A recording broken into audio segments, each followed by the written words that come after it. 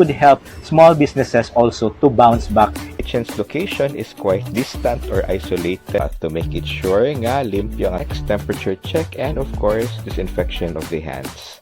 Then pwede magbuot. They're very affordable. It ranges from 150 to 160. Very great view. Okay, mga una ta guys.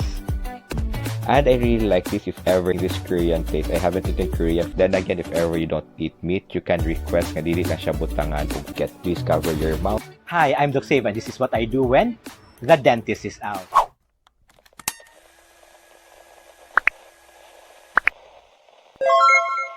Guys, welcome back to my channel, and if ever you are new here, please don't forget to hit that like, that subscribe, and especially that notification button para dili nimo ma-miss out kung unsa akong gibuhat outside my clinic. And if you have noticed karon sa akong pa-background, I am really outside my clinic. Because why? Kay GCQ na ta karon. But even though GCQ na ta karon, I still encourage everyone to please stay at home in case dili man importante ang inyong lakaw. If you have noticed during ECQ, I've been encouraging everyone to do home cooking. That's why we came up with the home cooking series. If ever na wala pa mo kakita og episode, ania ang link. So, after doing some home cooking in which ato gihapon na siyang gipadayon karon, I have been sharing or have been featuring some Cebu online deliveries. Kaya nga naman, we have to give in into our cravings. But aside from that, I would encourage for us to do some deliveries also, because this would help small businesses also to bounce back in this pandemic. And karon GCQ naman ta karon, some restaurants will be open already, pero 30% lang ilahang pwede ma-accommodate. So mo na siyang if ever na may restaurants dool sa inyo ha, and they are practicing the new norm, I would always suggest and I would convince you to please give them a visit para makasuporta sa mo nila to bounce back with their businesses. Pareha sa kalimti ang atong responsibility to protect ourselves and to protect for others, such as wearing masks and practice social distancing ug uban pa. I think ibaw na gyud mo ana, pero unsa man di ay ang new norm gyud sa dining ania atong kato. Just sharing my drive because this is like my first long drive after the last 5 months of being in quarantine, and this is like my second time to cross the bridge since the lockdown. And this is like a momentous event for me, in which considering I usually cross the bridge 2 to 3 times a week before. And this makes me miss this area more. For those who doesn't know, I do dragon boat also, in which I usually do my trainings like twice a week before nganhi sa Cebu Yacht Club. So yes, ari ko magdagandagan because we usually do run also 3 kilometers before we do our training. For those who are not familiar, this is Cebu Yacht Club in Lapu-lapu City. And we are heading to Oppas kitchen. To be honest, I've got a few invites where I will do my first dine-in after the lockdown. Pero I turned them down because, to be honest, mahadlok pag yun ko to be with a lot of people. Added also that I'll be seeing my patients too, so I have to protect myself to protect my patients also. And since Oppa's kitchen's location is quite distant or isolated from the crowd, so that's why I said yes, and added I am quite excited to be in this side of Cebu Yacht Club because I am usually on the other side when I do my paddling.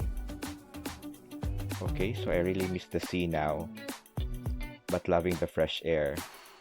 And I guess we're here because we're at the end of Cebu Yacht Club already. So yeah, this is it. Oh, since it's Oppa's Kitchens and the Bear, so for sure there will be milk tea here too. First protocol now is we have to do a foot bath to make it sure nga limpyo ang atong sapatos before we go in the restaurant. Next, temperature check and of course disinfection of the hands. Then we have to wait for the attendant to usher us kung asa ta pwede mo lingkod kay dili ta pwede magbuot-buot. Wow, loving the view. Mo ni siya klarong social distancing. Oppa's Kitchen offer typical Korean meal sets ranging from 150 to 160 pesos, very affordable. So what I am having is their Bibimbap. Because for me, a Korean restaurant experience is not complete if ever dili ka mag-bibimbap. And this is one of Oppa's Kitchen specialty, the Squid Bulgogi. Pero naghihapon ni siya pork ha, so if ever you don't eat pork, you just have to tell them. And of course, dapat taas sa great tteokbokki. So yes guys, these meals are very affordable. It ranges from 150 to 160 pesos only. And you have a very great view. Okay, mga una ta guys. And unahon na to ang tteokbokki. I really like tteokbokki kay actually sweet ni siya, then spicy at the same time. And I really like this if ever naasan ni siya cheese. Wala lang ni siya cheese, but I've heard that they will be offering a black tteokbokki soon. I don't know nga nung black siya. So ato na siyang atangan. And let's proceed with the bibimbap. So yes, dapat i-mix gato siyang tarong, no? Kaya the more mix, mas better yun na siya. You know what? Why I really like bibimbap? Kaya mura yun siya ato ang silog meals here in the Philippines, but healthier kaya naa siya vegetables. Missing this Korean taste. I haven't eaten Korean for quite some time.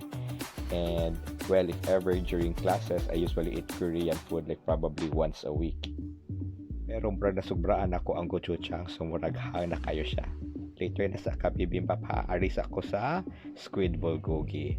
So what I really like sa Squid Bulgogi sa Chinese Oppas Kitchen because it has a meat also.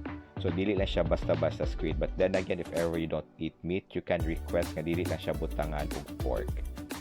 Just a reminder also guys, if ever there's a need for you to cough, kay nasubitan ka or nahalangan ka sa food niya gikaon, please practice proper coughing etiquette. Please cover your mouth to make it sure nga walay splatter or laway nga mupisik sa imuhang tupad ka table even though lagyo man mo or moadto sa hangin. And also, most restaurants can only accommodate 30% of their capacity as of the moment. So that is why you just have to patiently wait in your car or outside and observe social distancing while waiting. So that's it guys. So at least kibaw na kita karon unsa ang atong buhaton if ever we dine out during ECQ or even though mawagtang na whatever quarantine status that we have to practice our responsibility to protect ourselves as well as to protect others. So hopefully na mo nakatunan sa karon sa niya episode, and if ever naman mo nakatunan, please share this episode para makaibaw sa tanan kung unsa ilang buhaton if ever you dine in karon during. And before I let you go, I would always remind you to please brush your teeth after eating and to follow me in all my social media accounts. That's at Dookisave, DOOKIEXAVE, in Facebook, Instagram, and in Twitter. And please continue to stay home, stay safe, and just keep smiling.